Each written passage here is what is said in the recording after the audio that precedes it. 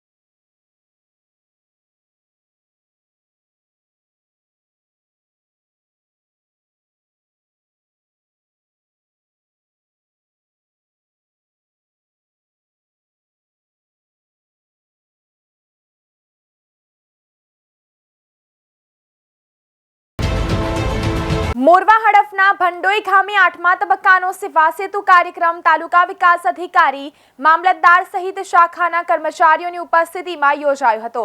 આ કાર્યક્રમમાં વિવિધ શાખાઓ દ્વારા અરજદારોના આવકના દાખલા સહિતની કામગીરી સ્થળ ઉપર જ કરવામાં આવી હતી। આ ઉપરાંત પશુપાલન વિભાગ દ્વારા રસીકરણ કેમ્પનું પણ આયોજન કરવામાં આવ્યું હતું। તમામ યોજનાઓનો લાભ મોટી સંખ્યામાં લાભાર્થીઓએ લીધો હતો। તેમજ આ ઉપરાંત ગુજરાત સરકાર દ્વારા 182 વિધાનસભા ઉપર વિસ્તારક યોજના અંતર્ગત 125 મોરવા હડફ વિધાનસભામાં અંકલેશ્વરના ધારાસભ્ય અને પૂર્વ વાહન વ્યવહાર મંત્રી ઈશ્વરભાઈ પટેલના ત્રિદિવસીય પ્રવાસ દરમિયાન દ્વિતીય દિવસે મોરા ગામે ખાટલા બેઠક યોજી વિવિધ યોજનાઓના લાભાર્થીઓની સાથે સંવાદ કરવામાં આવ્યો હતો અને ધારાસભ્ય ઈશ્વરભાઈ પટેલ સેવા સેતુ કાર્યક્રમમાં પણ હાજરી આપી હતી। ભારતીય જનતા પાર્ટી ગુજરાત પ્રદેશ દ્વારા માજી ધારાસભ્યશ્રીઓ, માજી સાંસદશ્રીઓ આ રાજ્યના 182 વિધાનસભા છે। 182 વિધાનસભાની અંદર તમામ લોકોને જવાબદારી આપી છે। એના ભાગરૂપે ગઈકાલે એટલે કે તારીખ 3થી 5મી સુધી એટલે 3, 4 અને 5 આ 3 દિવસ આ વિસ્તારમાં જે લાભાર્થીઓ લાભ ભર્યો છે કે કેમ, જે વિસ્તારની વિકાસના કામો ચાલતા એની મુલાકાત લઈને જે ઓબીસી સમાજ હોય, એસટી સમાજ હોય, એસસી સમાજ હોય, એ સમાજના કોઈ પ્રશ્નો હોય એ પ્રશ્નોને લઈને આ છેલ્લા 2 દિવસથી એટલે આવતીકાલે 3 દિવસ સુધી અહીંયા અમે આવીને જે લોકોને વિકાસના કામોની મુલાકાત લઈને અમારે ત્યાં જવાનું ત્યારે આજ રોજ અમે આ કાર્યક્રમમાં હતા અને એ દરમિયાન રસ્તામાં આવતું આ ભંડોઈ ગામ, જેમાં આજે 9 ગામના કલસ્તરનું અહીંયા આજે જ્યારે શિવસેના કાર્યક્રમ હતો ત્યારે આ શિવસેના કાર્યક્રમમાં પણ ભૂતકાળને આજની પર વાત કરીએ તો ભૂતકાળમાં જે પણ કંઈક સહાય લેવાની હોય ત્યારે તાલુકા મથકે જવું પડતું હતું, પરંતુ મને કહેતા આનંદ થાય છે કે ભારતીય જનતા પાર્ટીની સરકારમાં આ રાજ્યના મુખ્યમંત્રી ભૂપેન્દ્ર પટેલે જે પ્રકારે કામગીરી કરી રહ્યા છે અને આપણા આદર્શ એવા આદરણીય પ્રધાનમંત્રી નરેન્દ્રભાઈ મોદી સાહેબે પણ તમામ લોકોને તકલીફ ન પડે, લોકોને નજીકથી પોતાનું કામ થઈ શકે, તાલુકામાં જવું નહીં પડે, એને લઈને સેવા સેતુના માધ્યમથી કલસ્તરના 7, 8, 9 ગામો હોય, ગામો ભેગા થઈને એક ગામની અંદર ભેગા થઈને એમને સવારમાં 10 વાગે આવે અને સાંજના 5 વાગ્યા સુધીમાં એમના જન્મનો દાખલો જોતો હોય, મરણનો દાખલો જોતો હોય, રેશન કાર્ડ જોતો હોય, વૃદ્ધ પેન્શન સહાય જોતી હોય કે આપણા વિધવા પેન્શન માટેનું અરજી કરીને સાંજે એમને એમના ડોક્યુમેન્ટ એને મળી જાય એ પ્રકારની કામગીરી કરે ત્યારે લોકોને પણ સમયનો વ્યય પણ ન થાય અને નજીકમાંથી પોતાનું કામ પતાવીને પોતે પોતાના કામ ધંધે ફરી પાછા જોતરાઈ જાય એ પ્રકારની કામગીરી ભારતીય જનતા પાર્ટીમાં થઈ રહી છે। સાઈનાથ એજ્યુકેશન ટ્રસ્ટ દ્વારા આયોજિત 108 દિવ્યાંગોના સમૂહ લગ્નોત્સવમાં ભાજપ પ્રદેશ પ્રમુખ CR પાટીલે 18 જૂને વડાપ્રધાન નરેન્દ્ર મોદી વડોદરાના આંગણે પધારશે, જેથી શહેરીજનોને મહોલ્લા સજાવવા, રંગોળી પાડવા, ઝંડા લગાવવા અને વાજતે ગાજતે વડાપ્રધાનના કાર્યક્રમમાં પહોંચવા આમંત્રણ આપ્યું હતું। વડાપ્રધાનના કાર્યક્રમમાં 5 લાખ લોકોને ભેગા કરવા માટે પણ પાટીલે પેજ કમિટીના સભ્યોને જણાવ્યું હતું. નરેન્દ્ર મોદી 18 જૂને એરપોર્ટથી લેપ્રસી મેદાન સુધી પહોંચશે, રોડ શો કરશે. તે બાદ મેદાન ખાતે ભવ્ય કાર્યક્રમ યોજવામાં આવશે. CR પાટીલે વધુમાં જણાવ્યું હતું કે દિવ્યાંગોનો સમૂહ લગ્ન બોલવું સહેલું છે. કદાચ આખા દેશમાં આ 108 દિવ્યાંગોનો સમૂહ લગ્નનો કાર્યક્રમ વડોદરાના આંગણે આ પહેલી વખત થઈ રહ્યો છે. આજના જમાનામાં સમૂહ લગ્ન ઘણા બધા લોકો કરતા હોય છે, પરંતુ દિવ્યાંગોનો સમૂહ લગ્ન એ પણ 54 જોડા મળી કુલ 108 યુગલોનું સમૂહ લગ્ન એ ખૂબ મોટું કામ છે. ગુજરાત બોર્ડે જાહેર કરેલા ધોરણ 12 સામાન્ય પ્રવાહમાં અમદાવાદ શહેરનું 79.87%, જ્યારે અમદાવાદ ગ્રામ્યનું 81.92% પરિણામ આવ્યું છે. સૌથી આશ્ચર્યની વાત એ છે કે શૈક્ષણિક રીતે વિભાજિત કરાયેલા 36 જિલ્લામાંથી અમદાવાદનો ક્રમ આ પરિણામ મુજબ 34મો એટલે કે છેલ્લેથી ત્રીજો છે. અમદાવાદ શહેરમાંથી 24,266 વિદ્યાર્થીઓએ પરીક્ષા આપી હતી, જેમાંથી 106 ને A1, જ્યારે 1,603 વિદ્યાર્થીને A2, 3,740 વિદ્યાર્થીને B1, જ્યારે 5,000 વિદ્યાર્થીને B2 ગ્રેડ મળ્યો છે. આમ 5,083 વિદ્યાર્થી નાપાસ થયા છે. આશ્રમ રોડ વિસ્તારનું સૌથી વધુ 91.32% પરિણામ આવ્યું છે. તો અમદાવાદ ગ્રામ્યમાં શહેરના સંખ્યાબંધ વિસ્તારની આવરી લેવામાં આવ્યા હોવાથી અમદાવાદ શહેરનો ક્રમ નીચે ગયો છે. 2018થી શહેરનો ક્રમ 1 થી 20માં રહેતો હતો. અમદાવાદ ગ્રામ્યમાં 18,029 વિદ્યાર્થીઓએ પરીક્ષા આપી હતી, જેમાંથી 101 ને A1, 1,115 ને A2 અને 2,743 ને B1 ગ્રેડ, જ્યારે 4,009 વિદ્યાર્થીને B2 ગ્રેડ મળ્યો છે. જિલ્લામાં કુલ 23,860 વિદ્યાર્થી પાસ થયા હતા, જ્યારે 8,435 નપાસ થયા છે. ગુજરાત ટેકનિકલ યુનિવર્સિટીમાં અત્યારે પરીક્ષા ચાલી રહી છે, ત્યારે ડિપ્લોમા એન્જિનિયરિંગની પરીક્ષામાં એક વિષયમાં 4 માર્ક્સના પ્રશ્નો સિલેબસ બહારના પૂછાયા હતા, જેને લઈને વિદ્યાર્થીઓએ આ અંગે ઇન્સ્ટિટ્યૂટને રજૂઆત કરી હતી. ત્યારબાદ GTUને જાણ થઈ હતી, જેથી GTUએ તાત્કાલિક 4 માર્ક્સના ગ્રેસિંગ માર્ક્સ આપવાનો નિર્ણય કર્યો હતો. તેમજ GTUની એન્ડ્રોઇડ એપ્લિકેશન ડેવલપમેન્ટનું પણ પેપર હતું, જેમાં 4 માર્ક્સના પ્રશ્નો બહારના પૂછાયા હતા. પરીક્ષા બાદ વિદ્યાર્થીઓએ વિરોધ કર્યો હતો. વિદ્યાર્થીઓએ સહી કરીને આવેદન પણ આપ્યું હતું. તેમજ સેમેસ્ટર 6નું પેપર હતું, જેના પરિણામના આધારે જ ડિગ્રીમાં એડમિશન મળી શકે તેમ હતું, જેથી વિદ્યાર્થીઓએ ગ્રેસિંગની માંગણી કરી હતી. આ અંગે GTUના કુલપતિ નવીન શેઠે જણાવ્યું હતું કે 4 માર્ક્સના પ્રશ્ન સિલેબસ બહારના પૂછાયા હતા, જે અમારા ધ્યાને આવતા અમે તાત્કાલિક પરીક્ષા વિભાગ સાથે ચર્ચા કરીને 4 માર્ક્સનું ગ્રેસિંગ આપવાનો નિર્ણય કર્યો છે અને ભવિષ્યમાં આ પ્રકારે ભૂલ ના થાય તે માટે સૂચના આપી છે.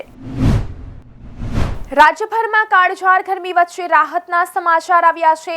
હવામાન વિભાગે આગામી 8મી જૂનથી રાજ્યના અલગ અલગ વિસ્તારોમાં વરસાદની આગાહી કરી છે.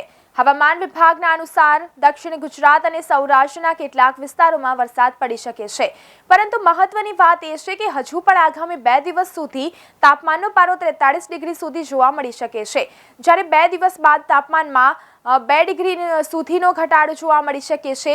તો હવામાન વિભાગે કરેલી આગાહી પ્રમાણે દક્ષિણ ગુજરાતના વલસાડ, નવસારીથી દમણમાં વરસાદની શક્યતાઓ છે. આ ઉપરાંત સૌરાષ્ટ્રમાં અમરેલી અને ગીર સોમનાથ જિલ્લાના કેટલાક ભાગોમાં વરસાદ વરસી શકે છે. દક્ષિણ ગુજરાતથી ભેજવાળા પવન આવતા વરસાદી માહોલ સર્જાઈ શકે છે. એટલું જ નહીં, પરંતુ આ વિસ્તારોમાં વીજળીના કડાકા ભડાકા સાથે વાવાઝોડાની અસર પણ જોવા મળી શકે છે. આ વર્ષે દેશમાં ગયા વર્ષ કરતાં વધારે સારો વરસાદ થવાની આગાહી ભારતીય હવામાન વિભાગ IMDએ આ વખતે જૂનના સપ્ટેમ્બર સુધી દેશમાં 103% વરસાદ થવાની શક્યતા રજૂ કરી છે. તેમજ વિભાગે 1 મહિના પહેલા દેશમાં 99% વરસાદ થવાનો અંદાજ વ્યક્ત કર્યો હતો.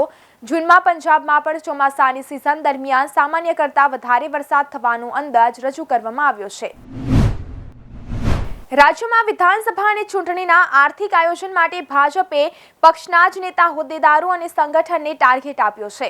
રાજ્યમાંથી 200 કરોડ એકઠા કરવાનો નિર્ણય કરાયો છે, જેમાં રાજકોટ શહેરમાંથી રૂપિયા 4.13 કરોડ એકઠા કરવામાં આવશે. દરેક પુરુષ કોર્પોરેટર રૂપિયા 2 લાખ અને મહિલા કોર્પોરેટર 1 લાખ પક્ષના ખાતામાં જમા કરાવવાના રહેશે. ભાજપના જ વિશ્વસનીય સૂત્રોએ જણાવ્યું હતું કે રાજકોટના ધારાસભ્યોએ 5 લાખથી રૂપિયા 11 લાખની રકમનો ટાર્ગેટ સ્વીકાર્યો છે. મંત્રી અને પૂર્વ મંત્રીએ ₹51 લાખની જાહેરાત કરી છે. શહેર પ્રમુખ, મહામંત્રીઓ અને મનપાના મુખ્ય પદાધિકારીઓને ₹5-5 લાખનો ટાર્ગેટ આપવામાં આવ્યો છે. આ ઉપરાંત શહેરના 18 વોર્ડ છે, જે તમામ 18 વોર્ડના સંગઠનના હોદ્દેદારોએ વોર્ડ દીઠ ₹5 લાખ એકઠા કરવાના રહેશે. શહેરમાં મહિલા બક્ષીપંચ, યુવા, લઘુમતી સહિત 9 મોરચા છે. તે તમામ મોરચાએ ₹2-2 લાખ તો અલગ અલગ 15 સેલના હોદ્દેદારોએ ₹1-1 લાખ આપવાના રહેશે. ગુજરાતીઓને ફેન્સી નંબર પ્લેટનું હંમેશા આકર્ષણ રહ્યું છે, માટે શોખીન ગુજરાતીઓ લાખો રૂપિયા પણ ખર્ચવા તૈયાર થઈ જાય છે. ગુજરાતીઓનો આ મિજાજ વિદેશમાં પણ જળવાયો છે. વિદેશમાં પણ ગુજરાતીઓ મનપસંદ નંબર માટે ગમે તેટલા ડોલર્સ ખર્ચવા માટે પણ તૈયાર થઈ જાય છે. આવો છે કે યુવાન એટલે મંથન રાદડિયા, મૂળ અમરેલી જિલ્લાના પટેલનો દીકરો, ઓસ્ટ્રેલિયામાં મુખી નંબરની પ્લેટ લક્ઝુરિયસ કારમાં ફરે છે. તેમજ મંથન રાદડિયાએ અત્યાર સુધીમાં કુલ 5 કાર્સ ફેરવી છે. તે તમામની નંબર પ્લેટ પર મુખી નામથી હતી. મૂળ અમરેલી જિલ્લાના સાવરકુંડલાના ધજડી ગામનો વતની મંથન રાદડિયા છેલ્લા 4 વર્ષથી ઓસ્ટ્રેલિયામાં વસવાટ કરી રહ્યો છે. મંથનના માતા પિતા હાલ અમદાવાદના નિકોલમાં રહે છે. વર્ષ 2017માં ધોરણ 12 પૂરું કર્યા બાદ વધુ અભ્યાસ માટે મંથનને ઓસ્ટ્રેલિયાના મેલબોર્નની વાટ પકડી હતી. તેમજ જ્યાં તેને હોટલ મેનેજમેન્ટનો કોર્સ અને ત્યારબાદ ડિપ્લોમા ઇન હોસ્પિટાલાઇઝનો કોર્સ કર્યો હતો. જેમ કે જોકે મંથનને ગ્રોસરીના બિઝનેસમાં રસ જાગતા તેને આમાં ઝંપલાવ્યું હતું. તેમજ હાલ તે પરિસ્થિતિમાં ઇન્ડિયાથી ગ્રોસરી ઇમ્પોર્ટ કરીને હોલસેલમાં વેચે છે. આ માટે તેને એક વેરહાઉસ પણ લીધું છે. દેશમાં ખેડૂતોની સ્થિતિ સુધારવા અને તેમની આર્થિક સુરક્ષા આપવા માટે ભારત સરકાર અનેક યોજનાઓ ચલાવી રહી છે. આ યોજનાનું નામ છે પ્રધાનમંત્રી કિસાન ટ્રેક્ટર યોજના. આ યોજના હેઠળ સરકાર દ્વારા ખેડૂતોને ટ્રેક્ટરની ખરીદી પર 20-50% સબસિડી આપવામાં આવે છે. આજના યુગમાં મોંઘવારી ખૂબ જ ઝડપી વધી રહી છે. પરિણામે કૃષિ સાધનોની કિંમતોમાં પણ નોંધપાત્ર વધારો થયો છે. ખેત ઓજારોના ભાવમાં વધારો થતાં ખેડૂતો માટે તેની ખરીદી કરવી મુશ્કેલ બની છે. તેથી તેની સીધી અસર કૃષિ ઉત્પાદન પર પડે છે. ટ્રેક્ટર ખેતી માટે ખૂબ જ મહત્વપૂર્ણ સાધન છે. તેનો ઉપયોગ ખેડાણથી લઈને અન્ય ઘણા કામોમાં થાય છે. આવી સ્થિતિમાં સરકાર દ્વારા આપવામાં આવેલી આ સબસિડી ખેડૂતો માટે કોઈ ભેટથી ઓછી નથી. આ યોજના હેઠળ ખેડૂતોએ ટ્રેક્ટર ખરીદતી વખતે અડધા પૈસા ચૂકવવા પડશે. સાથે જ સરકાર અડધા પૈસા આપશે. કેન્દ્ર સરકાર ઉપરાંત ઘણી રાજ્ય સરકારો પણ ખેડૂતોને ટ્રેક્ટર ખરીદતી વખતે 20-50% સબસિડી આપી રહી છે. તુર્કીએ 8 અઠવાડિયે પરત કરેલા ભારતના ઘઉંને ઇજિપ્તના એક વેપારીએ ખરીદ્યા છે. તુર્કીએ 56,877 ટન ભારતીય ઘઉં એમ કહીને પરત કર્યા હતા કે તેમાં રૂબેલા વાયરસ જોવા મળ્યો છે. પરંતુ આ કન્સાઇનમેન્ટ ઇજિપ્તના એક વેપારીએ ખરીદ્યું છે અને હવે જહાજ ઘઉંને લઈને આફ્રિકન દેશ જવા માટે રવાના થઈ ગયું છે. હવે તુર્કીથી પરત કરેલા ઘઉંના મામલે ભારત સરકારે મોટો ખુલાસો કર્યો છે. ભારતીય ઘઉંમાં રૂબેલા વાયરસ હોવાનું જણાવી તુર્કીએ ઘઉંના કન્સાઇનમેન્ટ સ્વીકારવાનો ઇનકાર કર્યો હતો.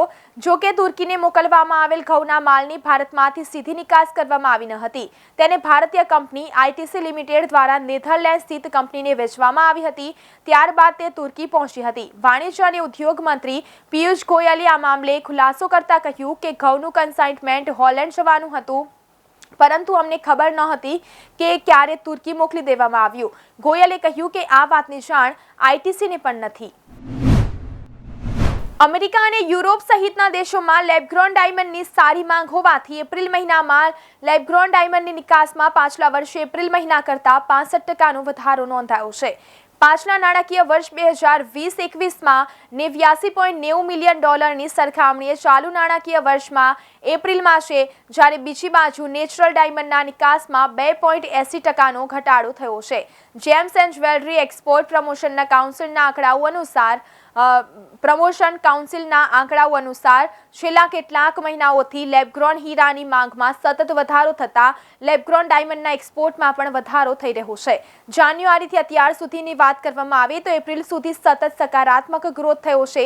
હીરા ઉદ્યોગકારોનું માનવું છે કે નવી પેઢીના યુવાનો લેબગ્રોન ડાયમંડને પસંદ કરી રહ્યા છે.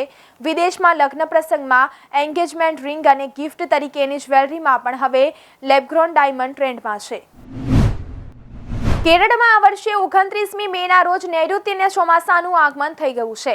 સામાન્ય રીતે કેરળમાં વરસાદ બાદ મુંબઈ અને ત્યારબાદ દક્ષિણ ગુજરાતમાં વરસાદનું આગમન થતું હોય છે. આ વખતે હવામાન વિભાગે દેશમાં ચોમાસું સામાન્ય રહેવાની આશા વ્યક્ત કરી છે. દર વર્ષની ધારણા પ્રમાણે ગુજરાતમાં 15મી જૂનની આસપાસ વરસાદનું આગમન થઈ શકે છે. ગુજરાતમાં ચોમાસું ક્યારે બેસશે તેને લઈને હવામાન નિષ્ણાત અંબાલાલ પટેલે અનુમાન વ્યક્ત કર્યું છે કે રાજ્યમાં 10 જૂન સુધીમાં વરસાદી ઝાપટા પડશે. જુલાઈ મહિનામાં અને ઓગસ્ટની શરૂઆતમાં વરસાદ સારો રહેશે તો સપ્ટેમ્બરમાં થોડો ઓછો વરસાદ પડશે. વરસાદ કેટલો પડશે તેની પણ ધારણા હવામાન નિષ્ણાત અંબાલાલ પટેલે કરી છે. એક તરફ દેશના કેટલાક રાજ્યોમાં સતત વરસાદ થઈ રહ્યો છે તો કેટલાક રાજ્યોમાં તાપમાન વધી રહ્યું છે. સ્કાઇમેટ વેધરના રિપોર્ટ પ્રમાણે આગામી 24 કલાક દરમિયાન અસમ, મેઘાલય, અરુણાચલ પ્રદેશ, નાગાલેન્ડ, પશ્ચિમ બંગાળમાં કેટલાક સ્થાનો પર હળવાથી મધ્યમ વરસાદ સાથે ભારે વરસાદની પણ સંભાવના વ્યક્ત કરવામાં આવી છે. યુરોપિયન યુનિયને રશિયાના તેલની આયાત પર આંશિક પ્રતિબંધ લગાવવા પર સહમતિ દેખાડી છે. આથી રાષ્ટ્રપતિ વ્લાદિમીર પુતિન ઇન્ડિયા અને ચીન પર વધુ ડિપેન્ડ રહી શકે છે. રશિયાના કાચા તેલ પર આંશિક પ્રતિબંધ લગાવવાથી રશિયાને વર્ષના $10 અબજ નુકસાન થઈ શકે છે.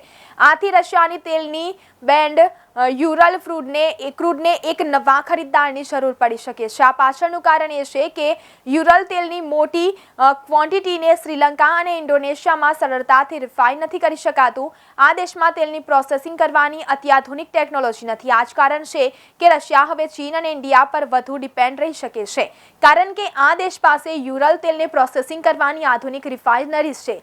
કારોબારીઓનું કહેવું છે કે ચીનનું શાંઘાઈ હવે લોકડાઉનમાંથી બહાર આવી રહ્યું છે. આથી ચીનની સરકારી અને પ્રાઇવેટ રિફાઇનરી રશિયા પાસે વધુ માત્રામાં તેલ ખરીદી શકે છે.